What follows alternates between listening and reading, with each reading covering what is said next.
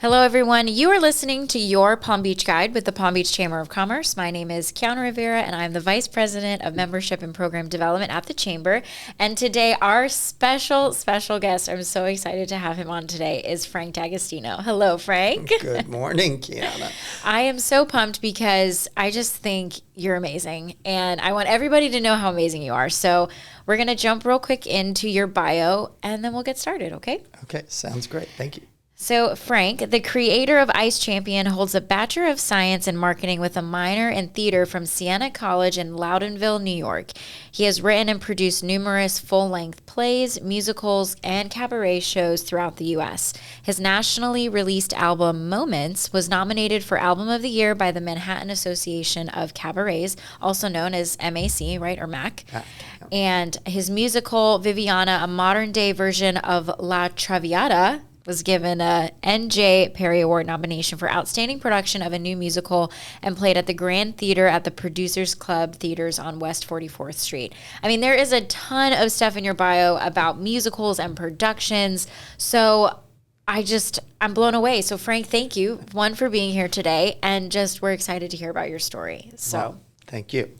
So why don't we jump in and kind of tell me a little bit about, where did you grow up? Were you always in New York? What brought you to Palm Beach? All the things. Okay, so I grew up in upstate New York. Okay. And I was always a very creative kid, so I felt like a fish out of water there. So the minute I graduated college, I went to New York and tried to live the dreams. Yes.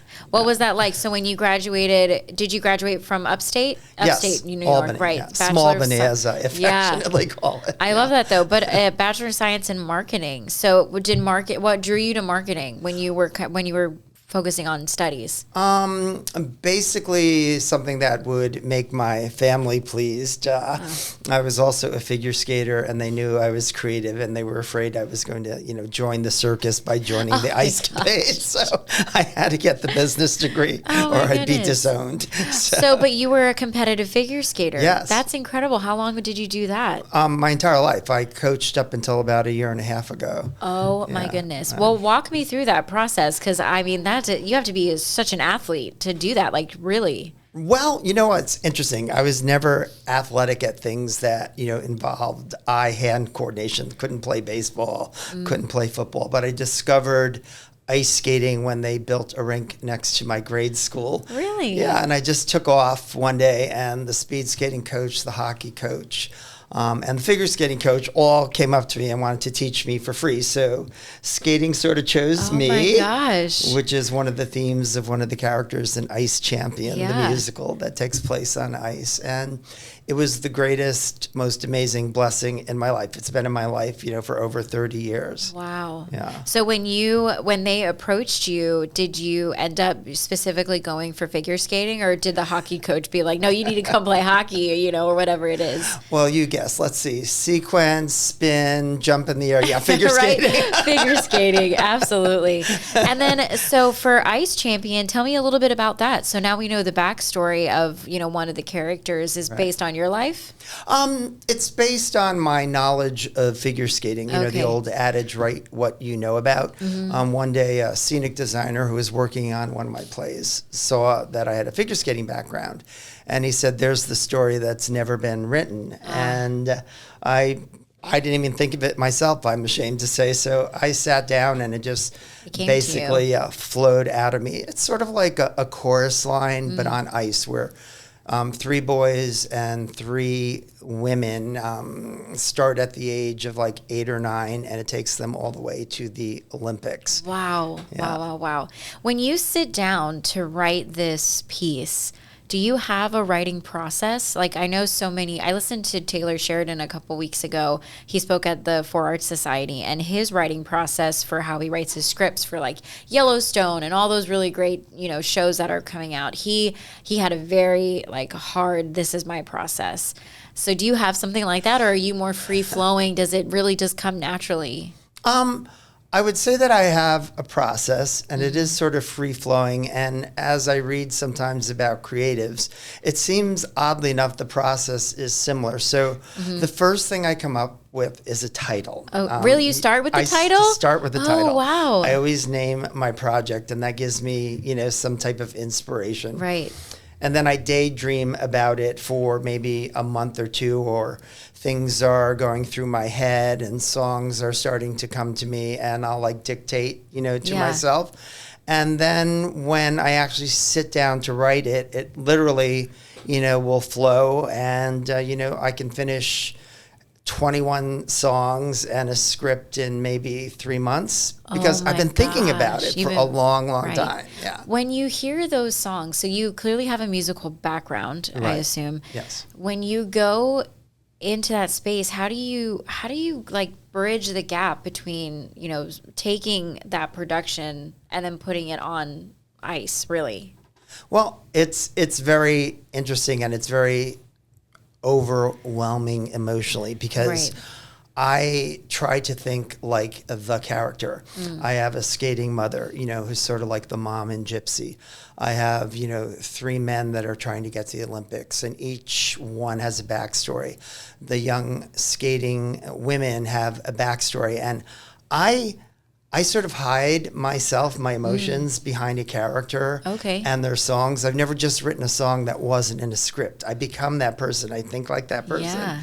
I feel like that person. And then when I see them come to life on stage, I literally, I'm just awestruck by, first of all, the talent of an actor that can bring it to life. And second of all, that there's someone that was in my head and I thought like them and acted like them, and there they are in front of me. It's mind-boggling. I love it. What an amazing experience, too, that you're able to, you're kind of, that's method acting, really, right? You kind of take on that method actor for the entire time you're creating it, so you have that personal touch with the character. So I love that. You're a great storyteller. Well, thank you. That's amazing. So let's jump in. Tell me, I want you to do your breaking news here about what just happened. And I think it was just, a couple weeks ago, or was it recent? It's been basically, this past week. Oh my gosh. Well, tell everyone your breaking news. Okay. So my 25-year journey of overnight success has happened this week.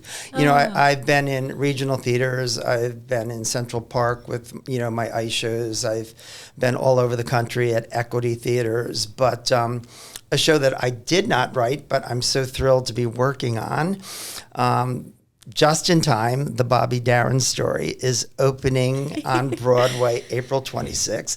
And I am officially a co-producer of a Broadway show with my name in the playbill. Oh my gosh, congratulations. That is such a big deal. Yeah, we're gonna frame this, we're gonna throw a party. This is a really, really big deal. So congratulations. Thank you. All of your hard work in the over 25 years, honestly, has now it seems like this is a really big stamp of just a career moment for you. So that's awesome. Some people say stubborn. I just say persistent. Persistent. Well, I think that's really great that you say that, because honestly, most people don't even make it to being stubborn. They quit before, they quit before they even get to stubbornness. So I love that you've just managed to continue your walk in this career through every hiccup and valley that I'm sure, as everyone experiences, you've experienced it as well. And especially in this space, the space is so unique. So it's like you've really come out on top, it seems. Yeah, no, it's definitely a roller coaster. But a long time ago, when I wasn't happy where, I was playing the Trocadero Cafe in New York. And if you're New Yorkers listening, you'll know what I'm talking about. I think it was a 50-seat cabaret. Someone said to me, enjoy the journey. Don't think of where you need or want to be. And, the goal has always been for either ice champion or for me to be part of a Broadway show. That's always been my goal. But that was really an important thing that someone said to me. And then I started enjoying, the 50-seat theater, the 100-seat theater, Central Park, Nassau Coliseum, Wow. And that was really important. And I hope people can enjoy the journey. Yeah. And it's been a long journey, and I've enjoyed every step. So at the cabaret, did you sing or no, what did you do? No. Yeah, everyone would run out of this building to the emergency exit. Well, I just think it's so interesting. You write musicals, yes, but you don't sing. I don't sing. No.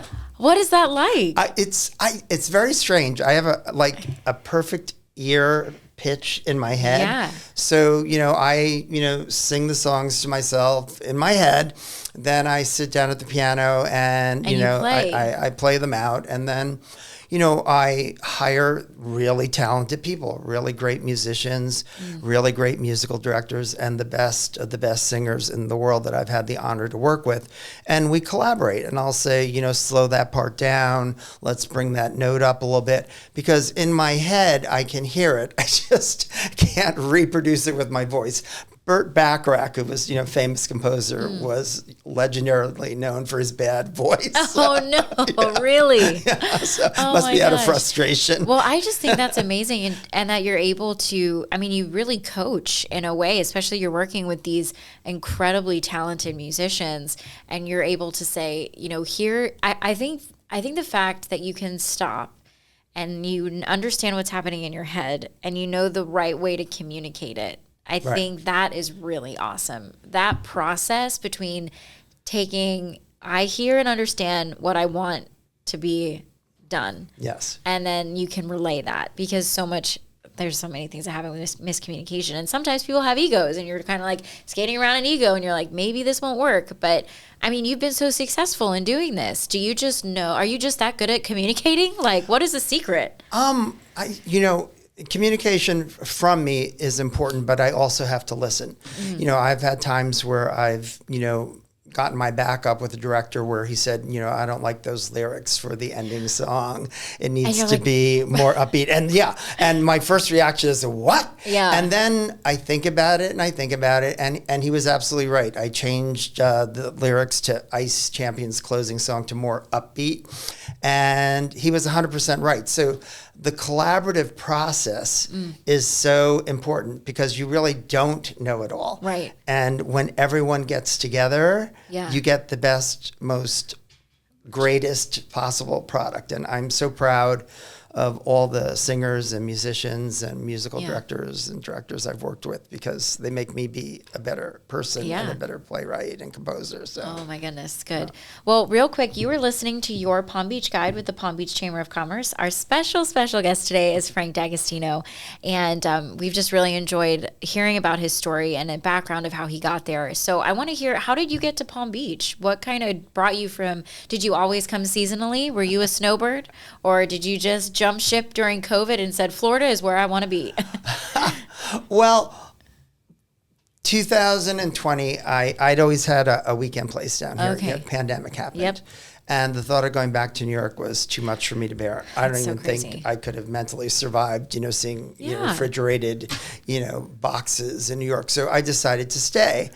And I was in Fort Lauderdale, and I've always, come to Palm Beach. But really, there are two words that brought me to Palm Beach, and that's Doug Evans. Yay! We love Doug. The great Doug Evans, yes, my friend. And, we became friends through theater, and we started meeting outdoors for lunch and things during the pandemic. And he kept me sane. Yes. And he has a way of doing that. Yeah. Just his presence has a way of bringing you back to earth, which I love so much about him. Yeah. And then, of course, as Doug always does, he trusts you, believes in you, and he tries to propel you forward. So he does. He sees that in you. And I think that's just what sets him apart from so many people I've worked with, and of course, he is my boss, but ultimately, when we first met, it was there's something about you that I really like. You have that presence. And then when we started working together, he was like, run with it. Let's do it. And he saw the vision, and he's really great at empowering you to see what he sees already, but maybe you don't see it yourself. Yeah. So that he walks you through that process in a really kind and soft way, so you don't feel overwhelmed trying to figure it out yourself. You know what I mean? Yeah. And I just love him for that. So shout out Doug Evans. Yes. You're amazing. Shout out. So when he finally convinced you to get involved here and everything, what was that first step look like? Again, he just watches out for you. So, coming down here, I was starting cold. A lot of people knew who I was in New York. I could pick up the phone. I could talk to any director, most, Broadway stars, musical people. So down here, like, who the heck is Frank D'Agostino? So he said, I wanted you to get involved with some things. So he got me onto the board of Art Serve, which is a fantastic organization in Fort Lauderdale that fosters artists. And then I got the call that he wanted me to be an ambassador. Yes, which we're so thankful for. Hopefully you've had a good experience so far. Yes, no, it's been great. And also World Affairs Council. So, through him, I became, much more established here. And then people are like, oh, yeah, now, we know they're who like, Frank is. Yeah. And it's That's great. So good. So walk me through, how did the conversation happen to secure Just in Time? Have you been working on this for like a while, or was it something that like through these connections that you've made, it was like, duh, Frank, I'm going to go with Frank? It was, to quote a song, it was the moment. I mean, the whole universe just came together. I've been working with a team on Ice Champion, Broadway producers, Tony Award winners, and I got a call that Just in Time was on the table. It was an opportunity. And, if I could, raise capital and become involved with the production, that, they were handing me this, possibility. And literally in 4 weeks, I jumped on it because I read the synopsis. Right. It's going to be an amazing, incredible show about, Bobby Darin, 1960s singer. I think it's going to be the next Jersey Boys. So I loved the concept. And I felt I could look people in the eye and say, if you'd like to invest in the show, you are going to, make money. Right. Because there's a saying, you can make a killing on Broadway, but you can't make a living. A lot of shows close. And people had enough trust in me to invest. And one of the producers, Ellen Botwin, gave me this opportunity. And when someone asks me to do something, again, it's either stubbornness or I'm determined.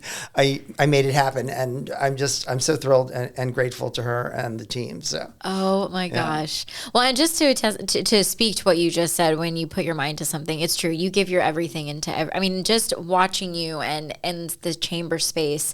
Not that I watch you because I'm a creep, but just like watching you in the ambassador space specifically, like you are 100%, and every time I see you communicate with anybody, it's like it's 100% always. And I think that people value that for you, because that's what draws so many people to you, is that like they see that and they're like, I'm gonna get a real, honest and true interaction from Frank, and that's hard to come by. So. Well, thank you for answering actually a question that I've always wondered, like, how do these things happen? Yeah. And, it's you. All right. It's you. Thank you. That's how it happens. It just is like you've done the work, right? In your 25 years. Right. You've gone through the hoops. You ice skated in that random ice skating rink, and the ice coach, figure skater coach, saw you, and it was like, I'm going to pour myself into you. I'm going to really help you grow. And then you took every step. You played at the cabaret, even though you hated it for a little bit. Right. And then now it's like, that one, the person who said, enjoy the experience. You're right. Sometimes you get caught up in just trying to, make it to the next step. And it's like, okay, I got this step. Now what's next? It's like, you got the job at the cabaret and you're like, okay, great. I wanted this job. I got it. And then you're like, okay, well, what's next? But you don't really stop to think about it. I've had to stop myself from doing that so many times because I'm so driven and I'm, just you push and you push and you push. Yes. And then you forget about the process in the middle. And that's where Doug comes in, because he's like, come back to earth, Kiana. Yeah. come back to earth. Quit being crazy. I'm like, you're right. Sorry. And I've seen you work, and same thing. You put 110% into it. You are like on it every minute. Thank you. Well, so come April 26, 2025. This is this year. Yes. And it's going to be in New York? Yes. April 23rd is the opening. Yeah. Oh, April 23rd. Okay. I said the wrong date. How can we go?